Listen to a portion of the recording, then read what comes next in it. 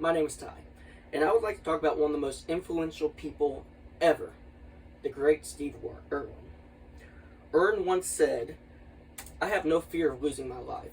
If I have to save a koala or a crocodile or a kangaroo or a snake, you bet, mate, I will save it." This shows what Steve Irwin's personality as an individual truly was. I'm going to talk about how Steve Irwin not only affected my life, but the lives of many, many people as well. Irwin is someone that I have always admired. I used to watch his show, watch videos of him, and I've read books about him as well. Steve was a very selfless individual who was a leader in the conservation of animals and their habitats. First, we're going to talk about how things were for Steve before his fame. Steve was born in Victoria, Australia in 1962. Both of his parents were wildlife conservationists, and in 1970 they opened a very small reptile park.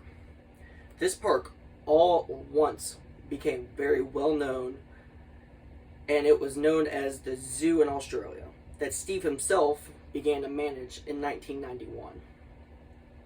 In the same year, a girl by the name of Terry Baines, who also had animal rehabilitation centers, visited the Australian Zoo, which is how Steve and Terry met.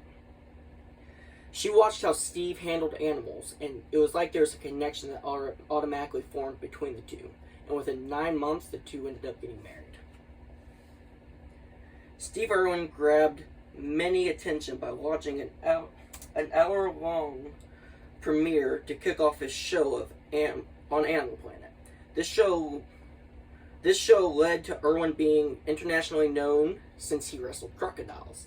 Nobody before had ever wrestled crocodiles or anything like that. It was completely new to the world, and it blew up crazy. Next, I'll be giving my thought on Steve's possible motivation and personality.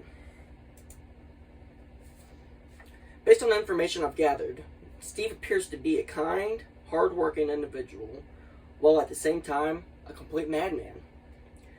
Steve jumped and wrestled crocodiles on a normal basis. By the age of 9, Steve was catching crocodiles with his dad in the rivers of North Queensland.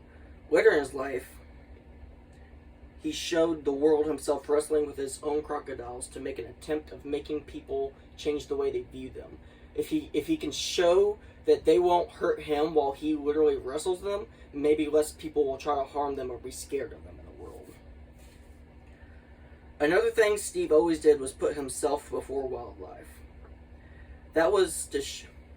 That's why his show was so amazing. That you could see him go and literally wrap up a crocodile and run around while the crocodile is spinning around in circles trying to get him. And that's part of what people recognized to make his shows blow up like it did, is because this madman was literally going and throwing himself in a lake full of crocodiles just to try to make it, maybe even if it's just to save one crocodile, he did it just for that.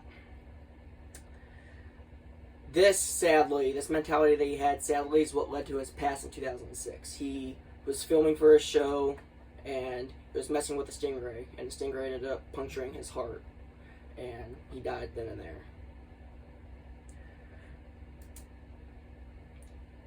There isn't much of a question on if Steve was a good person or not. Basically, everybody who was around him will tell you that not only was he super duper exciting and just enthusiastic with everything, but he had the biggest heart in the world as well. And that's why Steve Irwin is one of my heroes, and many, many others as well.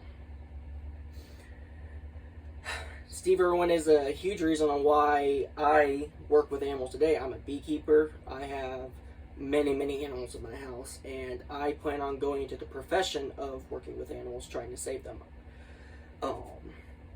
There have been countless people in the world that Steve Irwin has influenced to become vets and zookeepers, all kinds of different things, and it's all because they got attached to Steve Irwin and his show, and they saw the impact that he made and how big of a difference he made in the world, because he made a huge difference in the world.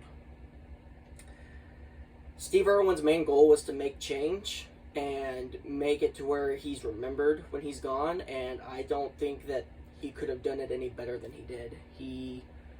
There's so many people that still get sad about the fact that he passed the way he did, but I think he can agree with me on the fact that he wouldn't take it back ever, because his end goal was to save animals and show that they are basically like humans, which I completely agree with.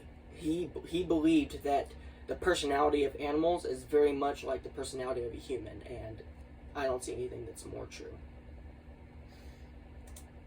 Thank you.